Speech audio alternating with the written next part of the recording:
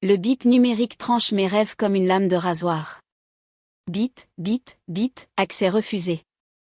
Mes yeux s'ouvrent d'un coup. Les chiffres rouges de mon réveil au chevet indiquent 8h15, un samedi matin à Lyon, et le soleil filtre à travers mes stores en rayures poussiéreuses. Bip, bip, bip, accès refusé. Le son retentit de nouveau, électronique et strident. Mon cœur passe de la confusion somnolente à la panique alerte en l'espace d'une seule respiration. Quelqu'un est à ma porte. Quelqu'un avec le mauvais code. Qu'est-ce que c'est que ce bordel? Elle a changé le code. La voix appartient à Bastien, mon jeune frère. Ces mots traversent la porte de l'appartement, vibrant d'indignation. Je m'assois, les draps s'emmêlant autour de mes jambes. La nuit dernière, j'ai supprimé leur code d'accès de mon système de serrure connectée. Après 8 ans où ils sont entrés comme dans un moulin, j'ai finalement sauté le pas. Un petit acte de rébellion. Les coups commencent, pas des coups frappés à la porte, mais le poids d'un corps entier s'abattant contre le bois. Le cadre de la porte tremble. Amélie, ouvre cette porte. C'est la maison de ton frère. La voix de ma mère, perçante et autoritaire. Ouvre, Amélie, ou je la défonce. Encore Bastien, sa voix rauque d'effort. Mes mains tremblent alors que je saisis mon téléphone sur la table de nuit. Sans réfléchir, j'appuie sur le bouton d'enregistrement de la caméra vidéo. Preuve, protection, quelque chose de froid et de certain s'installe dans mon estomac alors que je glisse hors du lit. Le parquet est solide sous mes pieds nus tandis que je me dirige vers la porte. Mon cœur bat la chamade dans ma poitrine, mais je force ma respiration à ralentir. 1, 2, 3. La chaîne de sécurité glisse en place avant que je ne déverrouille le pêne dormant. J'ouvre la porte juste assez pour montrer mon visage, tenant mon téléphone en l'air pour qu'il voie que j'enregistre. Bastien recule en plein élan, son épaule encore positionnée pour un autre coup. Derrière lui se tient Béatrice, ma mère, impeccable à cette heure indue dans un pantalon impeccable et un chemisier couleur beurre.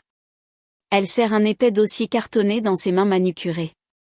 Mon père reste près de l'ascenseur, regardant partout sauf dans ma direction. « Qu'est-ce que vous faites ?» Ma voix n'est qu'un murmure. Béatrice ricane, époussetant un fil imaginaire de sa manche. « Arrête ces bêtises. Nous sommes ici pour préparer l'appartement. Bastien a besoin que tu signes ces papiers. » Elle brandit le dossier comme une arme. Je les regarde tous les trois, et soudain, je suis de retour au dîner de la veille, la célébration de l'anniversaire de mon père à la brasserie Georges, sa brasserie préférée. Le moment se rejoue dans ma tête avec une clarté cristalline. Béatrice a levé son verre de vin, la lumière du lustre s'y reflétant et créant un scintillement subtil. Et à Bastien, qui obtient enfin l'actif qu'il mérite pour lancer son entreprise. La table était devenue silencieuse. J'avais levé les yeux de mon filet de bœuf à peine touché. Quel actif? Ma mère a ri, un son froid et tintant comme du verre brisé. L'appartement, idiote. Tu ne fais que squatter ici. Ça a toujours été pour Bastien. Tout le monde a ri. Mon oncle Théo, ma cousine Mallory, même mon père, dont nous fêtions l'anniversaire. Ils ont tous ri pendant que j'étais assise là, le sang se retirant de mon visage, la fourchette suspendue en l'air.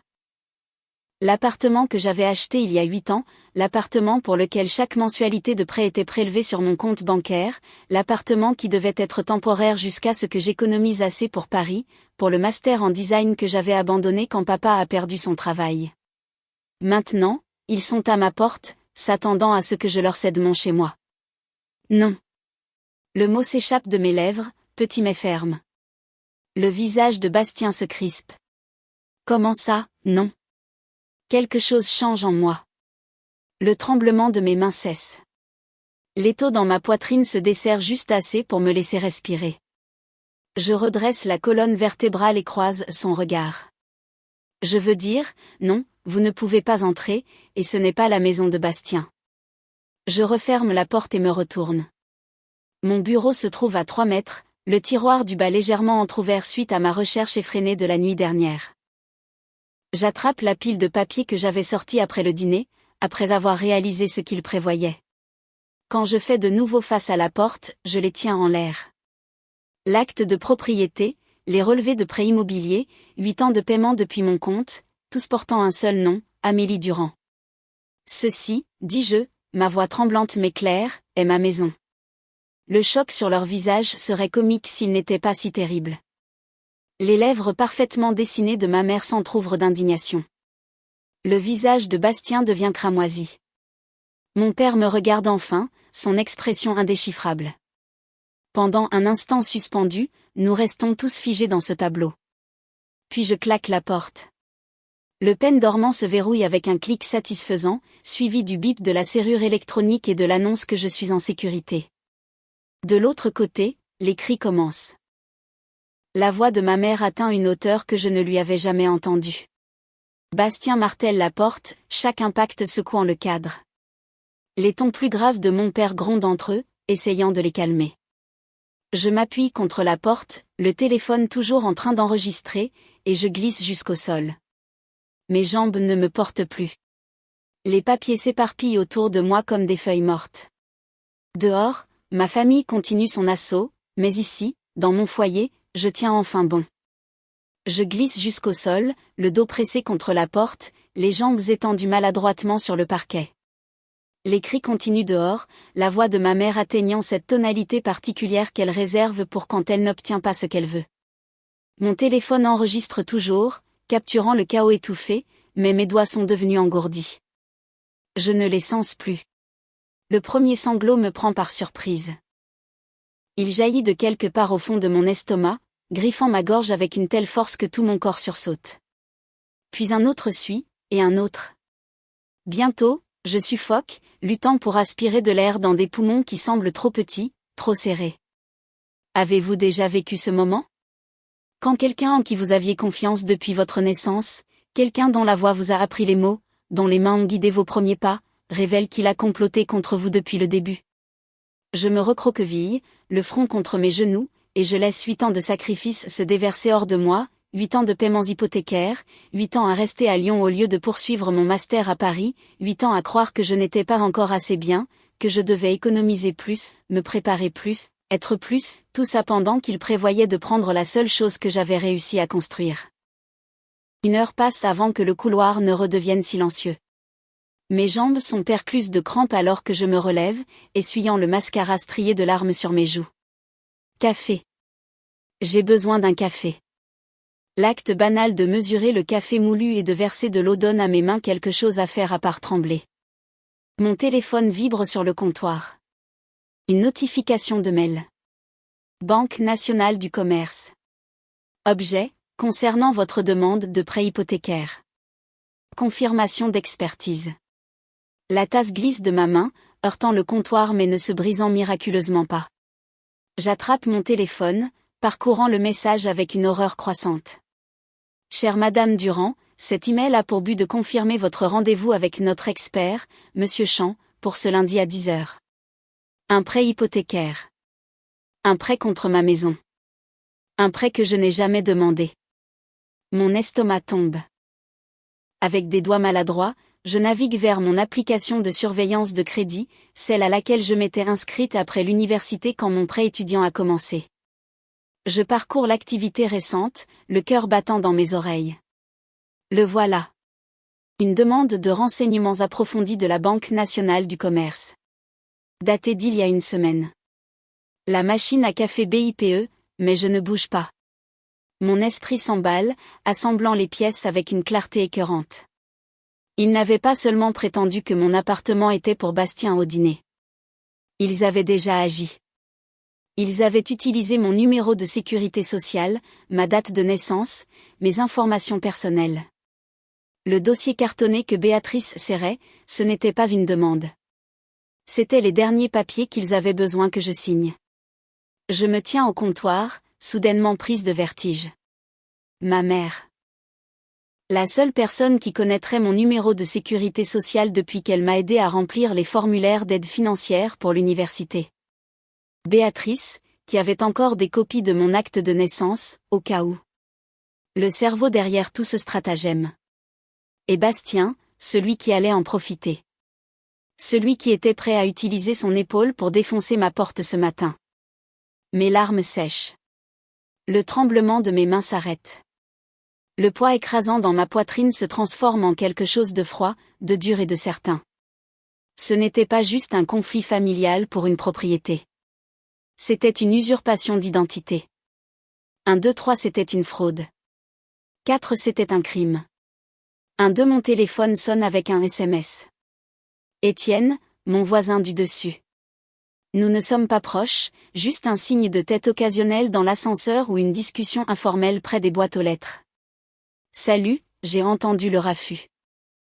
Ça avait l'air terrible. Juste pour te dire que je suis là si tu as besoin d'un témoin ou quoi que ce soit. Je regarde son message, étrangement touché par ce petit acte de décence humaine normale. Quelle tristesse que cela contraste si violemment avec le comportement de ma famille. Merci, Étienne. J'en aurais peut-être besoin.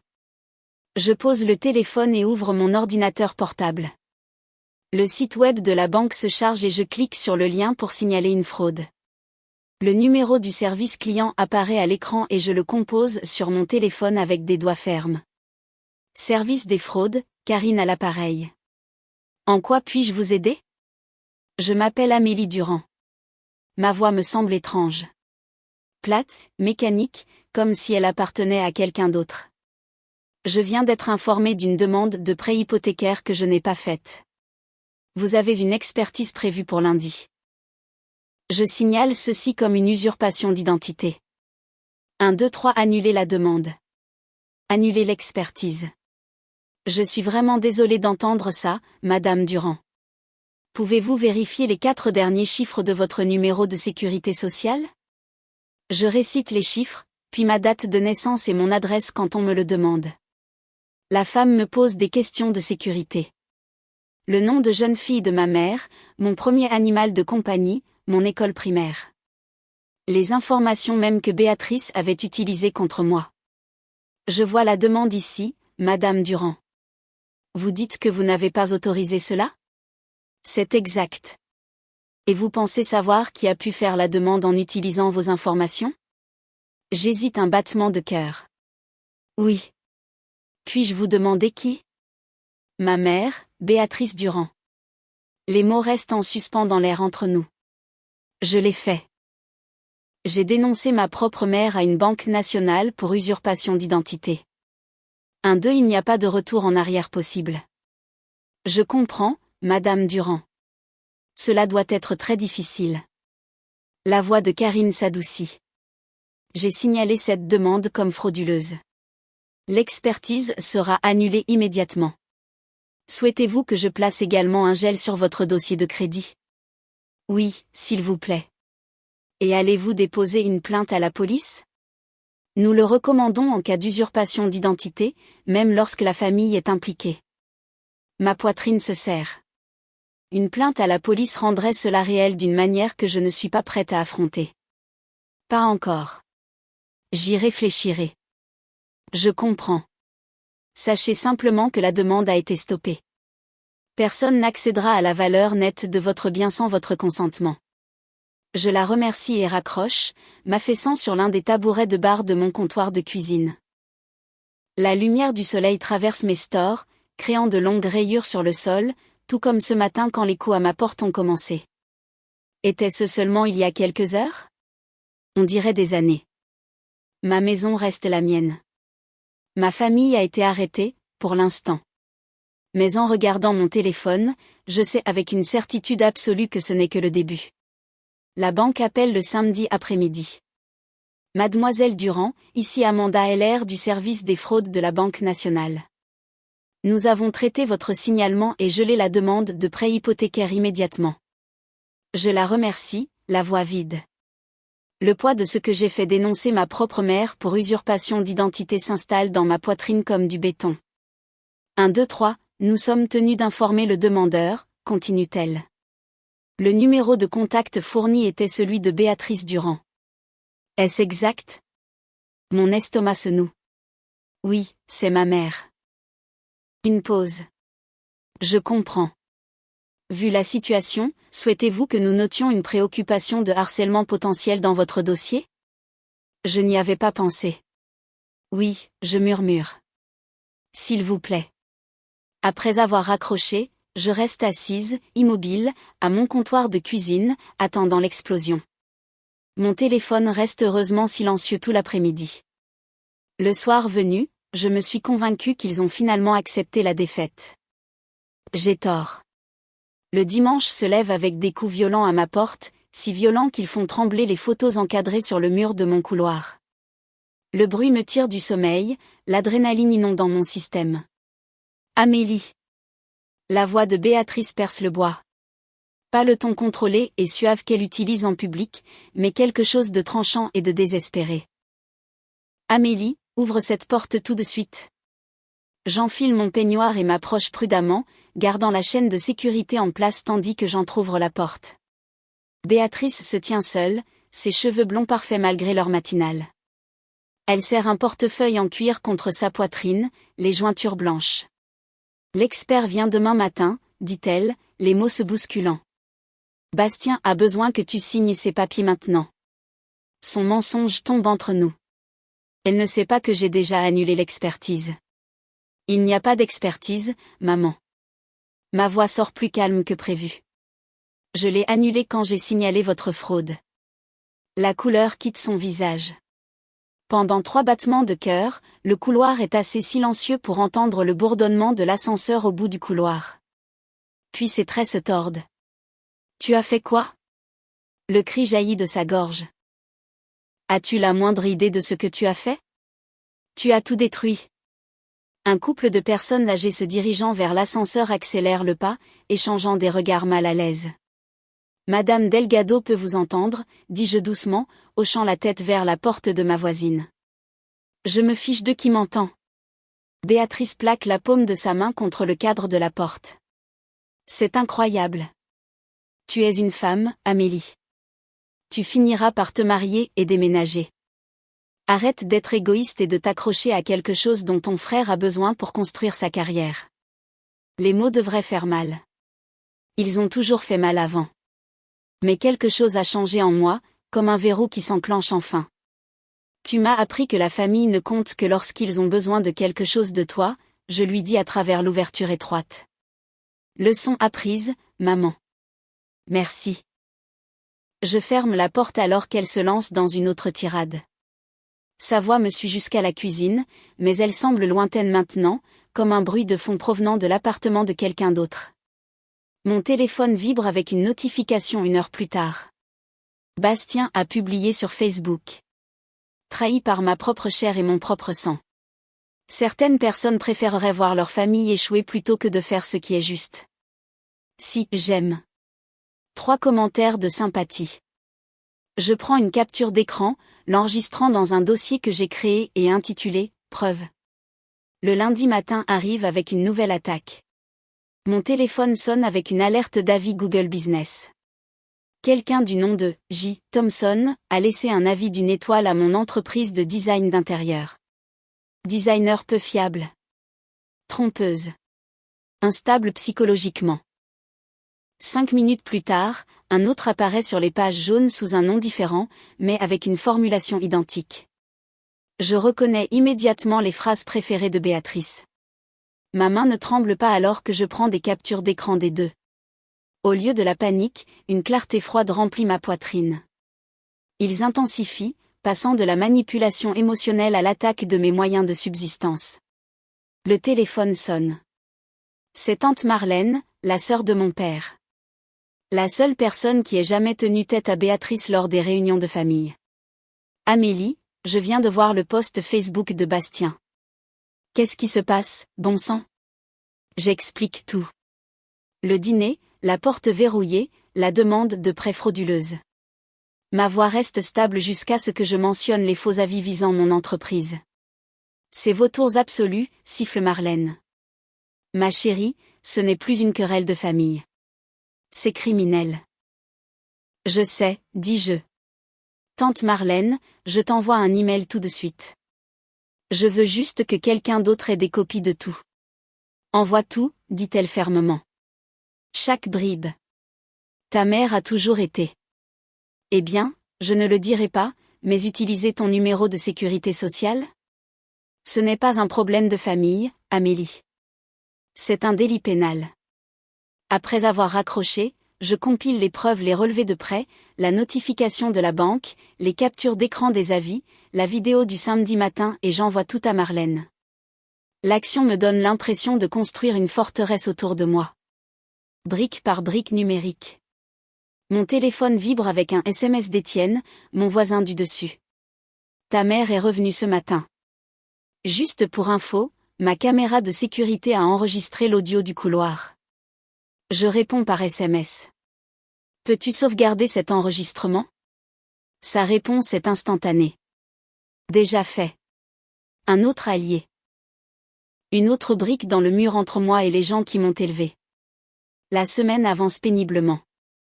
Je perds un petit client, les Henderson, qui avaient besoin d'aide pour leur chambre d'amis. Nous avons entendu dire que vous pourriez avoir des problèmes personnels, dit Madame Henderson maladroitement au téléphone. Nous pensons que nous devrions aller dans une autre direction. Les avis d'une étoile fonctionnent.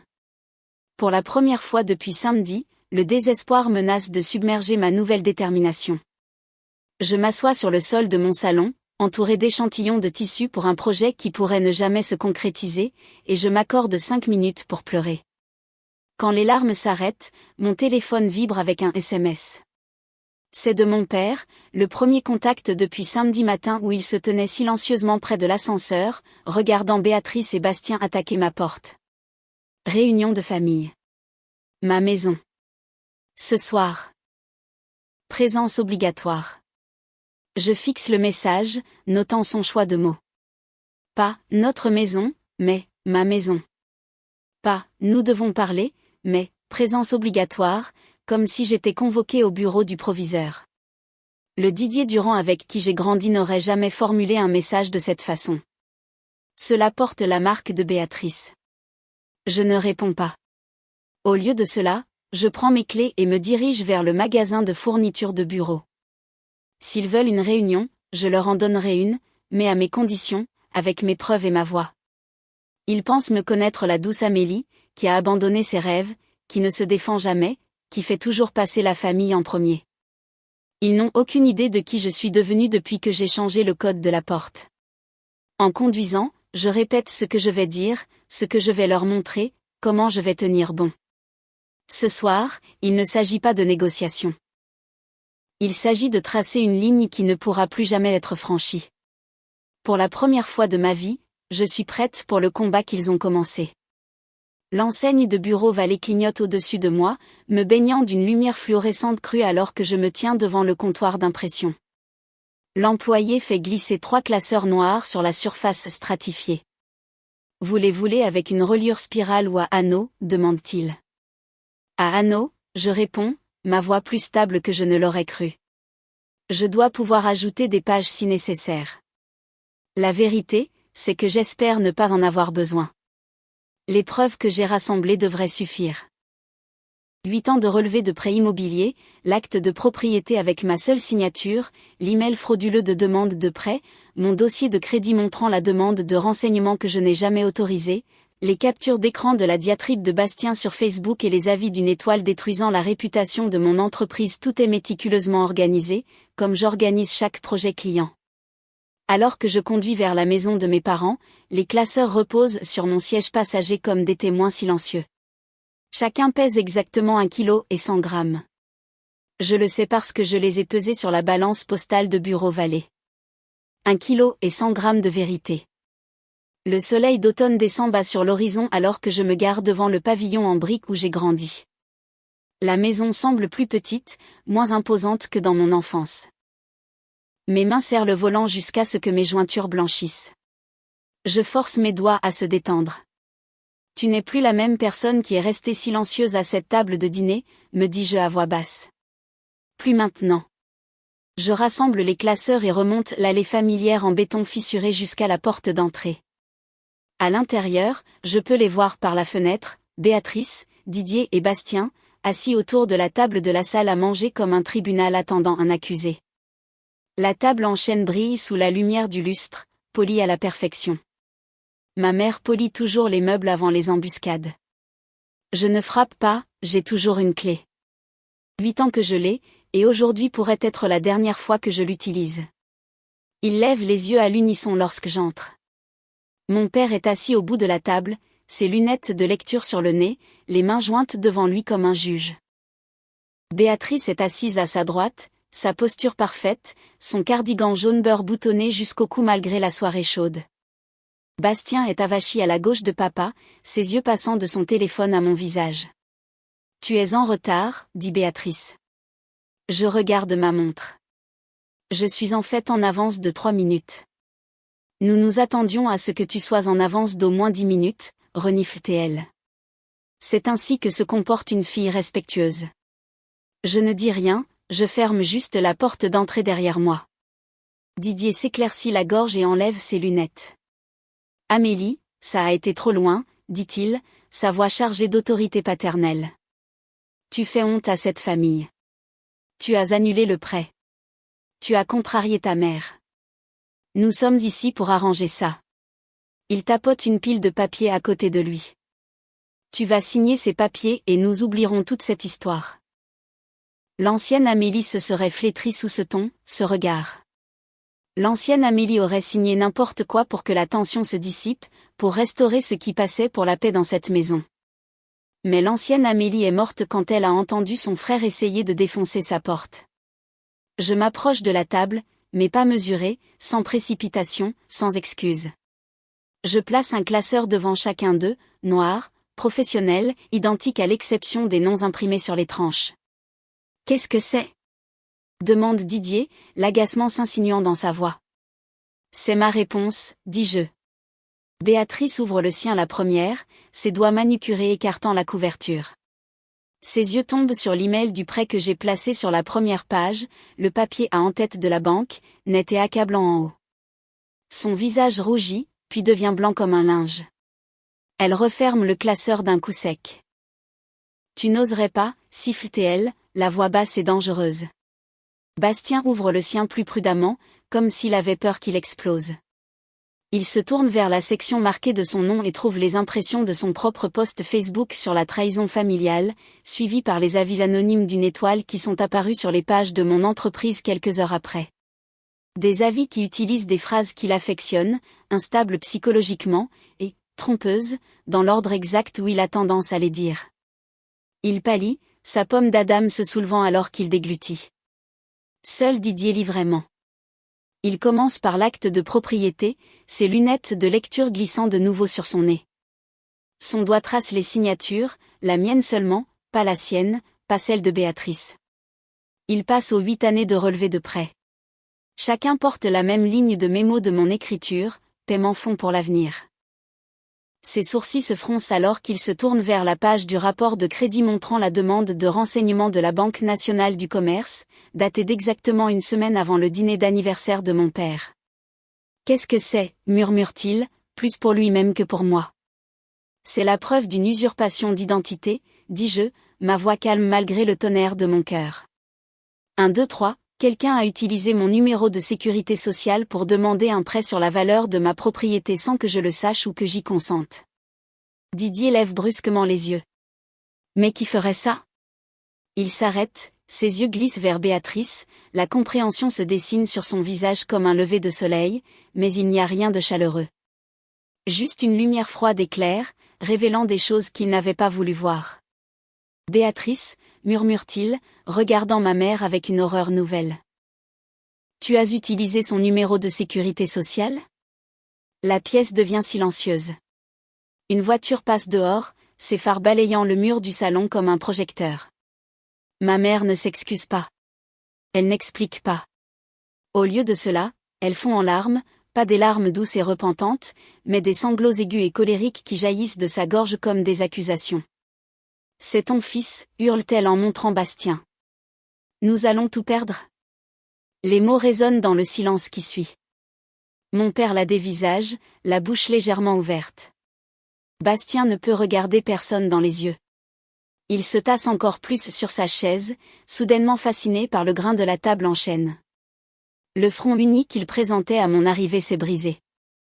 Je regarde les épaules de mon père s'affaisser, le poids de la prise de conscience écrasant la colère juste qu'il avait préparée. « Ce n'est pas vrai » dis-je, en regardant directement mon père. Vous n'allez rien perdre parce que vous n'y avez jamais mis un seul centime. C'est moi qui ai perdu. J'ai perdu mon fonds pour l'avenir de 20 000 € pour Paris. J'ai perdu ma place dans le programme de master. J'ai perdu 8 ans de ma vie à croire que je n'étais pas assez bien, tout en payant vos factures. Didier tressaille. La vérité atterrit comme un coup physique. Je ne suis pas ici pour négocier, je continue. Je suis ici pour vous informer. Bastien s'agite sur son siège, la bouche ouverte pour interrompre. Je le fais taire d'un regard. Je me tiens plus droite, puisant ma force dans la clarté froide qui a remplacé ma peur. Le prêt est mort. La banque a signalé votre numéro de téléphone. Tante Marlène a une copie de ce classeur. Tout comme mon voisin Étienne, qui a une vidéo de vous me harcelant à ma porte. Si un autre avis d'une étoile apparaît, si l'un de vous m'envoie un SMS, un email ou s'approche à moins de 30 mètres de ma maison, je dépose une plainte pour usurpation d'identité et harcèlement. 1 2 3 5 Le visage de Béatrice se tord. Espèce de petite ingrate. Le mascara de ma mère coule en ruisseau noir sur ses joues. Les jointures de mon frère blanchissent alors qu'il serre le bord de la table. Mon père a juste l'air perdu. Un homme qui se réveille pour découvrir que le scénario qu'il lisait a été écrit par quelqu'un d'autre. Béatrice se tourne vers Didier, s'attendant à ce qu'il prenne le contrôle comme il l'a toujours fait, pour me remettre dans le droit chemin. Mais mon père fixe juste le classeur, les preuves de ce qu'ils ont fait. Nous avons terminé, dis-je. Je n'attends pas de réponse. Je me retourne et me dirige vers la porte, le dos droit, mais pas lent. Derrière moi, j'entends la voix de ma mère, aiguë et désespérée. Didier, dis-lui qu'elle doit. Mon père ne dit rien. La porte se ferme derrière moi avec un léger clic, bien plus doux que le claquement que j'avais imaginé dans toutes mes répétitions. Dehors, l'air du soir sent l'herbe coupée et la pluie lointaine. Je l'inspire profondément, remplissant mes poumons, et pour la première fois en 8 ans, l'étau dans ma poitrine commence à se desserrer. Je laisse les classeurs la preuve de leur trahison sur la table et je m'éloigne des ruines fumantes de leur plan. Je ne regarde pas en arrière. 3 mois plus tard, je suis assise, immobile, à mon bureau. La seule chose qui bouge est le curseur clignotant sur l'écran. Ma page Google Business, celle que j'ai mis 8 ans à construire, affiche désormais un chiffre criant et écœurant, 1,5 étoiles. Une chute libre parfaite, de 4,9 étoiles et 80 avis positifs à ça. Je fais défiler. Peu fiable, non professionnel, instable psychologiquement, à annuler à la dernière minute. Chaque commentaire, qu'il soit anonyme ou d'un faux nom, fait écho au ton de ma mère et à la méchanceté de Bastien. Ils étaient soigneusement rédigés, non pas comme des plaintes d'amateurs, mais comme une campagne de dénigrement délibéré. Je me suis battue. Dieu, comme je me suis battue. J'ai envoyé à Google et aux pages jaunes des copies du rapport de la banque, la vidéo de mon téléphone, même des captures d'écran des SMS de Bastien. J'ai écrit des explications professionnelles. Cela fait partie d'une campagne de diffamation personnelle. La seule réponse que j'ai reçue était un email automatisé et sans âme. Nous avons examiné votre plainte et constaté que ces avis ne violant pas notre politique communautaire. Mon téléphone sonne sur le bureau, le bruit me fait sursauter. J'ai appris à détester ce son. Je jette un coup d'œil. Martin Chevalier, Lyon moderne. Mon cœur se serre. C'est le coup de grâce. Martin est mon plus gros client. Je prends une profonde inspiration, essayant de garder ma voix stable. Ici Amélie. Amélie, bonjour. Martin Chevalier. Sa voix est trop gentille. C'est toujours mauvais signe. Écoutez, je vais être direct. Nous allons devoir suspendre le contrat de design pour le projet de la confluence. Je ferme les yeux. Je comprends, dis-je, les mots ayant un goût de cendre. Il soupire. Ce n'est pas moi, Amélie. Votre travail est excellent, mais le conseil d'administration. Ils ont vu les avis. Ils voient des mots comme instable et ils pensent procès. Nos investisseurs sont nerveux. Je comprends, je répète. Que puis-je dire d'autre? Que c'est ma mère qui a fait ça? Ça semble plus fou que les avis. Je suis vraiment désolée, Amélie. Merci de m'avoir appelé, Martin. Je raccroche. L'appartement est silencieux. C'est le 3e contrat annulé ce mois-ci. Celui qui payait mes factures. Mon esprit dérive à travers la ville. Je sais ce que je trouverais si je passais devant la vitrine que Bastien avait louée. Un grand panneau rouge, à louer, accroché à la fenêtre. La bannière, grande ouverture, dont il s'était vanté n'a jamais dépassé le stade de la planification. Son entreprise, celle entièrement dépendante de ce prêt frauduleux, s'était effondrée avant même de commencer. J'avais appelé la banque. J'avais annulé l'expertise. J'avais signalé l'usurpation d'identité. J'avais gagné. Mais c'est un réconfort maigre et creux, étant donné que ma carrière pourrait bientôt suivre la sienne. Je ferme mon ordinateur portable. Je marche jusqu'à la fenêtre, regardant la silhouette scintillante de Lyon. 8 ans. J'ai renoncé à Paris pour cette vue. Je me suis battue contre ma propre famille pour la garder. Et maintenant, je l'ai, mais je perds la carrière qui me permet de la payer. Parfois, gagner ressemble beaucoup à perdre. Une larme chaude de colère, pas de tristesse, mais d'injustice pure et brute glisse sur ma joue. Je l'essuie, non pas doucement, mais avec colère. Non, dis-je à voix haute dans la pièce vide. Non. Elle ne gagnera pas. Il ne gagnera pas, je regarde mes mains, les mains qui ont esquissé des centaines de designs, les mains qui ont choisi chaque tissu, chaque morceau de pierre.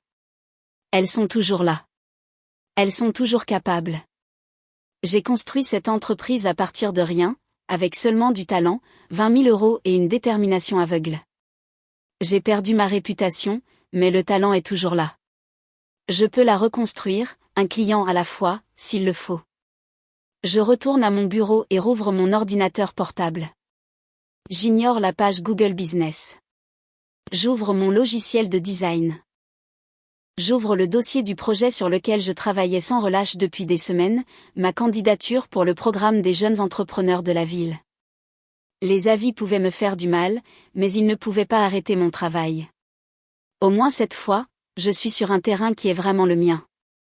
5 mois depuis que j'ai fermement revendiqué cette maison comme étant la mienne, le soleil traverse des fenêtres fraîchement lavées, peignant des rectangles dorés sur le sol de mon salon. L'espace respire différemment maintenant. Des herbes en pot bordent le rebord de la fenêtre de la cuisine, basilic, menthe et romarin libérant leur parfum lorsque mes doigts les effleurent. La sansevieria à côté de ma table à dessin a produit 3 nouvelles pousses depuis janvier. Des choses vertes qui poussent, de petites promesses tenues. Mon téléphone sonne. Un email du programme Jeunes Entrepreneurs de la ville de Lyon, celui pour lequel j'ai postulé en février alors que mon entreprise n'était encore qu'une version squelettique d'elle-même. Félicitations, mademoiselle Durand. Nous avons le plaisir de vous informer que votre candidature a été acceptée. Je le lis 2 fois, puis une 3e, juste pour m'assurer que les mots ne se réarrangent pas. Mes mains tremblent légèrement alors que je fais défiler vers le bas pour trouver un autre paragraphe m'invitant à prendre la parole lors de leur conférence de printemps, une table ronde sur les petites entreprises au salon des entrepreneurs. Le chemin du retour n'a été ni rapide ni facile. Après la campagne de diffamation de 3 mois, j'ai perdu près de la moitié de mes clients. Chaque matin, je me réveillais pour vérifier ma page professionnelle, les 1,5 étoiles me fixant comme une accusation. Mais j'ai refusé de me laisser abattre. Mon entreprise fait l'objet d'une campagne de dénigrement personnel, disais-je à chaque client potentiel qui me contactait, exposant la vérité comme des carreaux sur un sol. S'il vous plaît, jugez-moi sur mon travail. Certains sont partis. Ceux qui sont restés ont vu mon portfolio et ont décidé qu'ils parlaient plus fort que le vitriol anonyme d'Internet. Je prends mon café et sors sur mon petit balcon. L'air d'avril transporte l'odeur du barbecue de quelqu'un et de l'herbe fraîchement coupée. Un cardinal se pose sur la balustrade, me considère d'un regard de côté, puis s'envole vers les chênes qui bordent la propriété. L'ascenseur sonne dans le couloir. Je me retourne et aperçois Étienne récupérant son courrier près des boîtes aux lettres de l'entrée. Il lève les yeux, me remarque et s'arrête. Contrairement à il y a 6 mois, il n'y a pas d'hésitation nerveuse, pas de pitié dans ses yeux. J'ai vu que tu intervenais au salon des entrepreneurs, dit-il, pliant un magazine sous son bras. C'est la grande classe. Félicitations, Amélie. Pas de tarte au citron en guise d'offrande de paix. Pas de tentative maladroite de sauvetage. Juste une simple reconnaissance entre voisins. Merci, dis-je, sincèrement. Plus tard cette semaine-là, je me tiens au bord de la scène de la conférence, attendant mon introduction. Mon cœur bat contre mes côtes, mais c'est la peur saine de l'anticipation, pas la panique sale de ces samedis matins où l'écho à ma porte me plongeait dans des spirales d'angoisse. La voix du modérateur retentit, « Veuillez accueillir l'architecte d'intérieur et entrepreneuse lyonnaise, Amélie Durand. » Je monte sur scène, mon blazer bordeaux une touche de couleur sur le fond de scène. Le micro est solide dans ma main alors que je commence à parler. La femme à ce pupitre ressemble peu à la jeune fille silencieuse qui restait assise au dîner d'anniversaire, la fourchette suspendue, pendant que tout le monde se moquait d'elle. Quand je termine, les applaudissements m'inondent, chaleureux et valorisants. Je descends de la plateforme, parcourant mes notes quand je les aperçois, deux silhouettes familières près de la sortie. Mes parents semblent plus petits, en quelque sorte. Les épaules de papa sont tombantes sous sa veste de sport. Les cheveux de maman sont différents, moins sévères. Ils s'approchent avec hésitation, comme des gens qui ont oublié comment naviguer en terrain familier. « Tu as bien parlé, ma grande », dit Didier doucement, le surnom de mon enfance atterrissant maladroitement entre nous. Les yeux de Béatrice cherchent les miens, cherchent vraiment, au lieu de simplement passer outre pour trouver ce qu'elle veut. On peut recommencer à zéro. Sa voix manque de son tranchant habituel. Quelque chose bouge en moi, pas le pardon exactement, mais peut-être le terreau où il pourrait éventuellement pousser. Peut-être, je leur dis, ma voix stable, qu'en recommencer à zéro ne signifiera pas simplement que vous perdez le contrôle sur moi. Je souris poliment, je me retourne et je m'éloigne pour rejoindre un groupe de mes pairs qui me font signe de venir à leur table. Derrière moi, mes parents restent seuls. La liberté, ce n'est pas quand ils arrêtent de vous tirer vers le bas, c'est quand vous arrêtez de les laisser faire.